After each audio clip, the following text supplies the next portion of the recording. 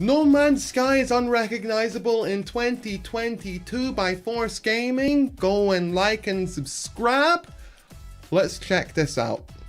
Before I do, I just want to quickly say, 100 hours in No Man's Sky, I fall out of it after 10 hours every single time. What is new that's going to convince me to stay in it this time? Something that's really interesting and rather unique about No Man's Sky is that it's one of the very few titles that consistently gets brought up whenever a new game comes out. And I'm sorry? What was this? Consistently gets brought up whenever a new game comes out and has a rough launch for whatever reason, whether it's like lack of content or bugs or poor performance, whatever really. Whenever that happens to a new title, you'll often hear people say, hey, maybe they can pull off a No Man's Sky. And when they say that, they're referring to the fact that despite having This guy's headphones are so sleek, that's all I can think about. By the way, the fact that No Man's Sky has been continuing to release free updates since release is absolutely crazy to me. I was talking about V Rising earlier on in the stream. And when I was talking about it, I was reading reviews. And some of the reviews were saying, why are they releasing paid DLC when the game is not fully out? Had a look. One of the DLC was like 7 quid. The other one was almost 23 quid for the Founders Edition and for one DLC, right?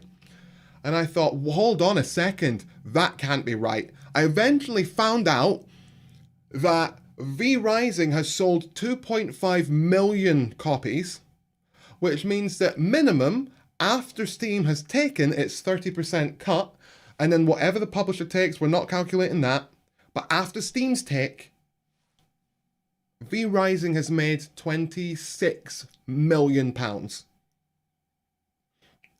The game is not finished and they're charging for DLCs. That is disgusting and gross. You can release paid DLCs. I'm not going to argue that. Unless I think that your game has pulled content to release at a later date. Then I have a problem with your DLCs. If I think that you rushed your game out the gate 6 months early and said, just save those missions for DLCs in the future, rather than putting them in with the full game, we can charge for those. I have a problem with that.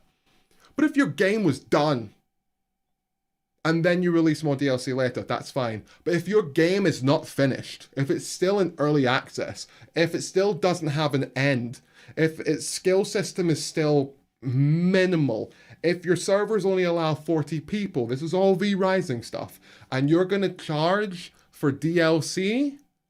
Crazy. And when you look at a game like No Man's Sky that continues to release free DLC, you gotta love this company. Now, I am worried because the day is going to come when they release paid DLC. It's inevitable. Unless they're not greedy. Who knows? Maybe it doesn't happen. Maybe they just release a new game. But personally, I hope they don't really release paid DLC because this game has become a more multiplayer focused game. And by keeping the price where it is and continuing to release new DLC, every time new DLC come out, a new wave of people join the game, which is something that a lot of developers don't think about. If you don't charge for your DLC, it is possible to pull more people into your multiplayer experience when a new big thing drops. It's possible. A rough launch itself, No Man's Sky has managed to turn things around. Since it released in 2016, they have had over 6 years of regular updates, adding new content, systems, and features, all for free. And we're talking like expansion levels worth of content, over I've heard 20 about some of it. named updates with a ton of changes and additions at no extra cost. To the point where today, a lot of people genuinely consider this a great game. Like No Man's Sky in 2022 is in a much better spot and delivers a much better experience than it did when it first released. At the same time though, there is a lot to parse, whether you are a brand new player or you used to play and you're looking to I always hated the jetpack animation. I've always thought it looks really janky and really shit compared to how good everything else looks. I wonder how well optimized this is now. I've always had issues running this game, no matter how powerful my system is. Always had issues. Parse, whether you are a brand new player or you used to play and you're looking to jump back in, there's a lot going on with No Man's Sky. And I also think the combat in this game is laughable. I would love for them to do a full combat overhaul, and then what they do with it is they bring in loads of like NPC bounty hunters on planets or bounty hunter systems, you know? Like, as in like, you know, this collection of 20 planets over here has got these bounty hunters, and they give you new guns and a better shield system. I would love that, because it is far more an exploration game than a combat game, and I'd like more combat other than with just mini droids and one big droid, you know? Back in, there's a lot going on with No Man's Sky. And it's actually for that reason that I've partnered today with Hello Games. They are sponsoring this video, as I'll be putting together basically like an introduction to ease people into the game and help them figure out if it's something that they're interested in checking out. I'm basically going to be telling you about No Man's Sky, everything they've added over time, and let you decide if you would be interested in trying it for yourself. So yes, if you've ever considered jumping back into the game but aren't sure. So pretty much we can expect nothing negative to really be said here. I'm kind of fine with that. You don't always have to talk about the negatives of something. Plus, I'm real good at that, so we'll just stick with that. If it's worth it, or what to do, or where to start, hopefully this video will help you out. And yeah, let's just dive right into it. So at its core, if you aren't aware, No Man's Sky is really a survival crafting game. You'll be spending much of your time exploring and gathering resources, which you use to fuel, craft, and upgrade your... Like I was saying, it needs a better combat system, because for people like me, 10 hours, yeah, that's where I get stuck. Sponsored video, take this all with a fistful of salt. Yeah, I mean, you can be sponsored and talk about just the stuff you like. In fact, you know, I've signed agreements before to play games, and all it says is, rather than talking about the stuff you don't like, talk about how you'd like it to change. That's all it really said. Don't talk overly negatively about it. And if there is negative stuff you want to say how you'd like it to change. For example, if I was playing a game, if I was playing Marauders and I was sponsored to play that, I would just say, I love... What is something that I dislike about Marauders? I dislike the inventory management system right now. I would just say, I really, really love getting all this gear and all this loot. I can't wait for them to upgrade the system and make it better. Rather than saying this inventory system is shit and getting items in and out of my inventory is a fucking nightmare. Like, Frelling nightmare. See, that's how annoyed I am. I can't control myself when I think about the inventory management system in that game. It's so frustrating. What's type to... I got it as a kid. Pancreas doesn't work. Oh shit, I didn't know that, Chris. That's awful. I'm sorry to hear that, man.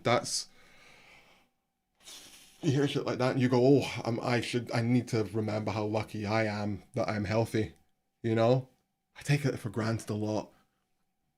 And I eat way too many donuts. I need to treat my body like a temple, and right now I treat it like a McDonald's at 3 a.m. Gear, your vehicles, and of course your spaceships. All of that on the backdrop of you are out in space, exploring, visiting planets, jumping between systems, encountering and dealing with various alien life forms, as well as space pirates. See, looking at this, right? See the ship jumping in here?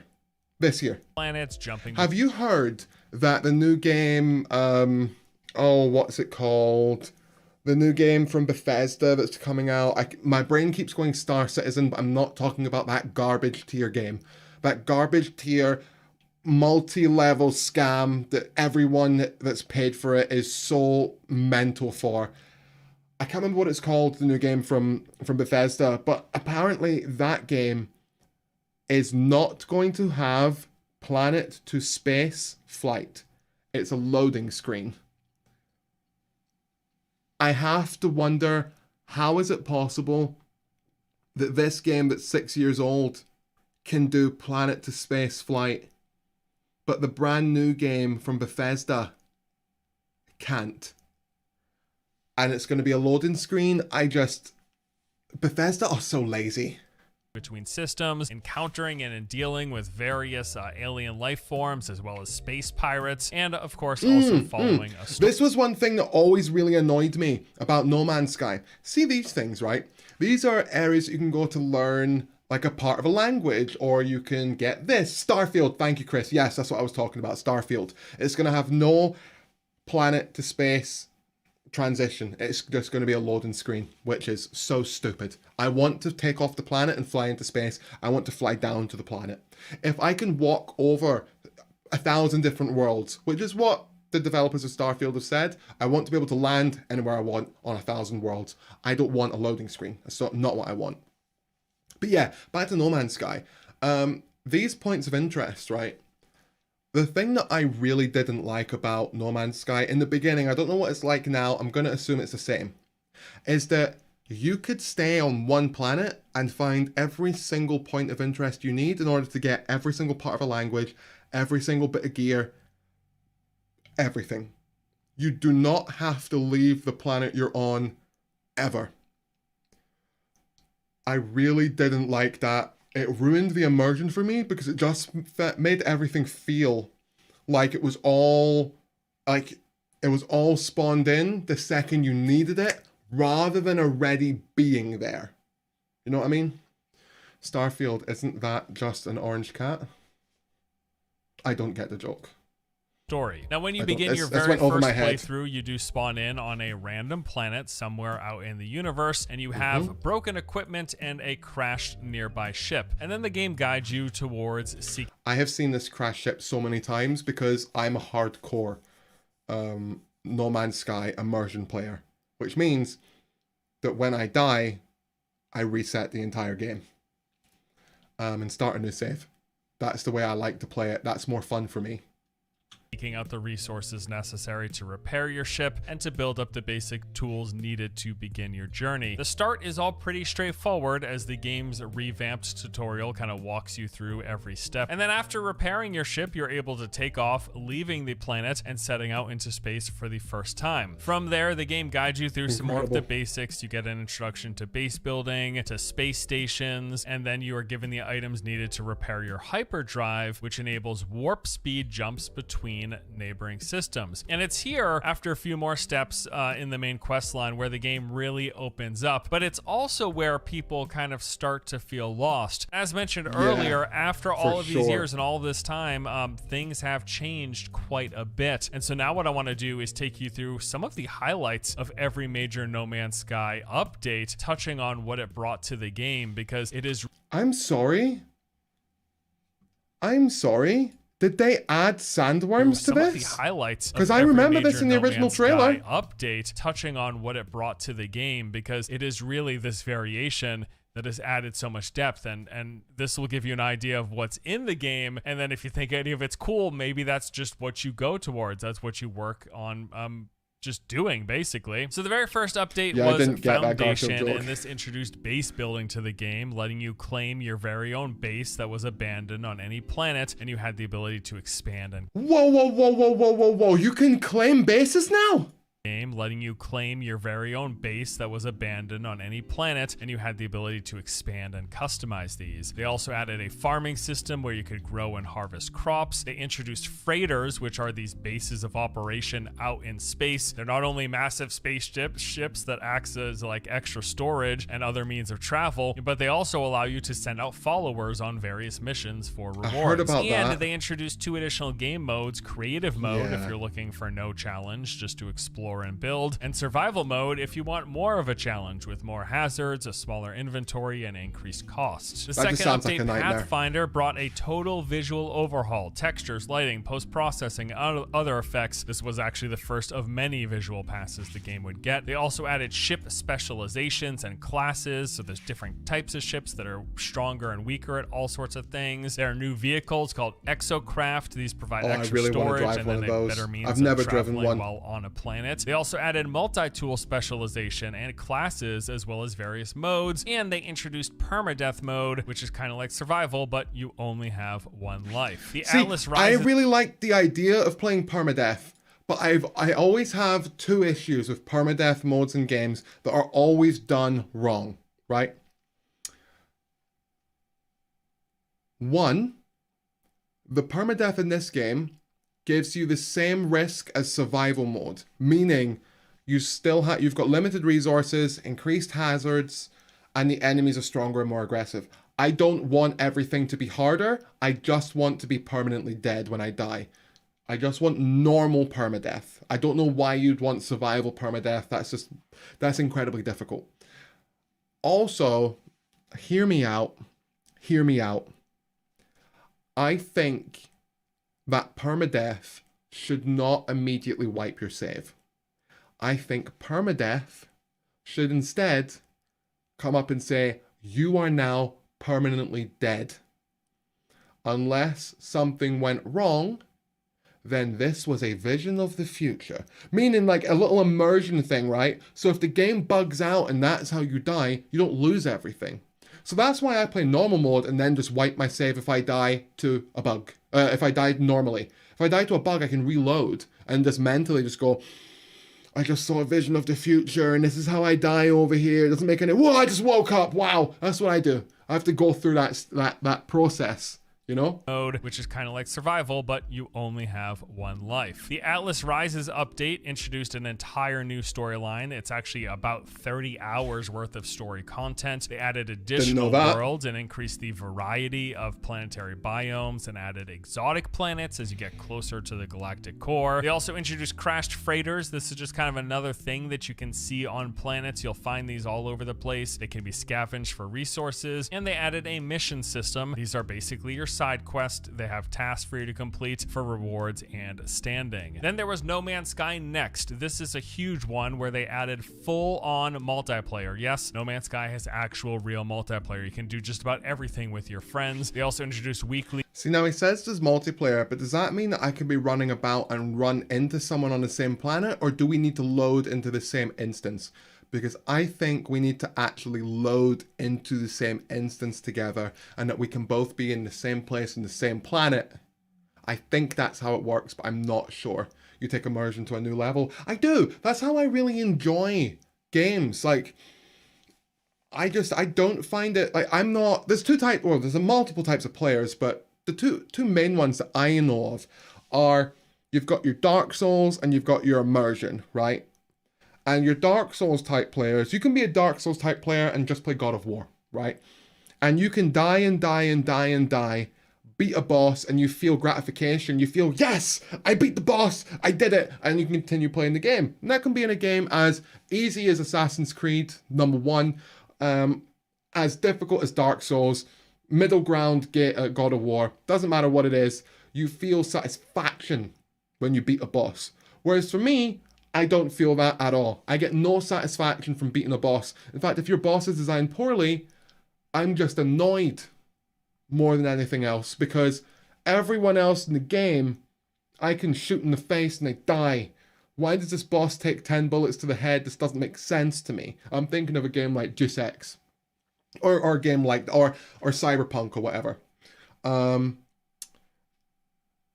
the type of player I am is someone who likes to be immersed, and I like realistic gunplay, or realistic, guns, in that I can kill someone in 2 to 3 shots to the chest, 1 shot, maybe 2 shots to the head if it's a game again like Cyberpunk, and it looks like you've got some kind of mod installed in your head, like metal plating. Makes sense. It's going to take me 2 shots to kill you if I'm shooting your head. That's the kind of, that's the type of person I am. I don't get satisfaction. I get, thank Frel, that's done. I'm so glad that's over with and I can move on to the next thing. That's the only, that's how I get, that's how I feel, I didn't know if you took it that seriously, but do what you like. I mean, I respect you, otherwise I wouldn't live in Blootropolis, right? True! Very true. Very true. A huge one where they added full-on multiplayer. Yes, No Man's Sky has actual real multiplayer. You can do just about everything with your friends. They also introduced weekly community events. They opened up the ability to build a base anywhere on any planet. And they also added third-person mode for both foot and ship. With that, they also introduced appearance customization. This is huge for me, as it's actually the primary way I play the game. I like third-person way more than first-person. There was the... If you play a first-person game in third person, You know what? I'm gonna take it back. There are two types of people in this world. There are people that play Bethesda games first person, and then there are animals. Animals that play Bethesda games in third person. And hear me now. Hear me well. If you play a Bethesda game in third person, Fallout 3, Fallout 4, Elder Scrolls Oblivion, Elder Scrolls, Skyrim, upcoming Starfield, if you play those games in third person, don't talk to me, because you're an animal. That's all there is to say. Abyss update, which is focused on underwater stuff, added new aquatic Guy's an environments animal. and variety. Vision I can't take anything this guy says seriously now. He plays No Man's Sky in third person. He's an animal. added new planetary biomes, creatures, planetary diversity, as well as an archaeology system, another activity for you to do. Beyond improved and expanded upon the multiplayer. They let you play with more people, added ambient. You know what? I think I'm gonna check this out. Let's get this installed. Cool, it's installed in the background. Multiplayer, so you could randomly encounter other real players while exploring. They also transformed the space anomaly into a brand new social hub, so it's got like quest and research and stuff there, but it's also like you'll just see a ton of other people whenever you visit the space anomaly. And there were many more updates. Synthesis was focused on starship upgrades and a bunch of quality of life stuff. They added living ships, these like biological ships, to the game. There was the exomech update, which added fully controllable mech walkers. Desolation, this is like the Dead Space update where they introduced haunted derelict freighters. These would be floating adrift in space and you can go and just explore them for rewards. The Origins update brought a big expansion to the game's universe with a ton more variety. There was the Companions update, which is a pet system. Expeditions, which is a brand new game mode offering a unique set of challenges. Prisms was a big visual overhaul update. Frontiers added alien settlements to discover and commandeer. The Sentinel update overhauled the game's main enemy faction, the Sentinels, with new types. Then there was Outlaws. This is a piracy focus update, which introduced outlaw systems, the ability to recruit a squadron, as well as capes. They added capes for you to wear. I like capes. Then cool. Endurance update focused on improvements in addition to the freighter system. And finally, the Waypoint update overhauled many of the fundamental elements of gameplay, including the game modes, inventory size and usability, milestones, journey cataloging, and more. So as you can see, before we continue, we need to talk about the biggest issue that I have with this game. Let me show you. No Man's Sky launch trailer. This is the biggest issue I have with this game. During one of these trailers, I think it's this one. Oh, maybe it's not. During one of these trailers, it shows you what it's like to scan an area. And when it scans, I got No Man's Sky downloaded, good. When it scans, it shows you this big, scan radius that picks up I think it was this one actually. I think I'm at the time code where the scan. I've talked about this before apparently. So yeah. In the launch trailer, it looked like you hit a scan button and then it looked like it picked up everything in the surrounding area and scanned that into your drive. And now what you need to do is aim at something, lock onto it for like 10 full seconds, which is a long time, and then it appears in your data thing. And that's really tedious. Really tedious. Well, when the game first launched, the criticism was, okay, I just collect resources and make my way to the center of the galaxy. There is a lot more diversity. There's a lot more going on. There's just a lot more of No Man's Sky in the game right now, and there's a lot more to work towards. You make your way through that main story quest line, you get to the point where you're traveling through the systems, and then you can kind of just engage with whatever type of content you want. Check out any of the stuff that they added to the game at that point, and really just play it as a, yes, survival crafting game, but also, like I said, as an exploration game. Just explore, just do stuff, see stuff, whatever. The universe is your oyster. And that really would be my biggest suggestion. If you ever feel lost in this game, like I said, just pick a direction. Really doesn't matter what you want to do. Focus on doing whatever you find most enjoyable. Like if you like flying your ship, start looking for various component upgrades to make ship flying better, or saving up money so that then you can buy new ships, higher class ships, and purchase your ship upgrades. If you like base building, work towards the tech advancements, unlocking new types of bases, new systems, make the biggest base of your dreams. If you like the combat, focus on your multi-tool, improve the multi-tool, get better blasters, get different types of attacks, and then go out there and engage with some of those sentinel locations, those sentinel nests around the planets. If you like exploring the systems, well, focus on your ship as well, or maybe improve your freighter. There's just so much more to do in the game. Now, if you do decide to check out No Man's Sky, I also wanted to, with this video, give you just some basic introductory tips. There's a whole lot of real detail, and real granular tips from people who have played this game for 6 years straight. I want to give you like a nice introduction to kind of ease you into the game. So from the very beginning, as we mentioned with all those it's just going to be tips throughout the rest of it, I'm assuming. Farming and processing is really like the long-term money-making automated kind of let's thing get that to the you'll end get then. a good overview of the game. I think especially for new players, but even for returning players, like if you're someone who played at launch but haven't touched the game in the time since, it's way different at this point. It might as well be a completely different game. A lot has changed. That does it for today. Thank you as always for watching. Hope you enjoyed the video. I'll see you next time. Take it easy. That was cool. That's ForceGaming. Go like and subscribe. There'll be a link down below. The video that I post for this, straight to his video if you want to go check it out and hear all the tips and tricks and stuff. I think I'm gonna jump back into No Man's Sky and give it a chance. Yes, women's land. Wow. Cool. Like and subscribe.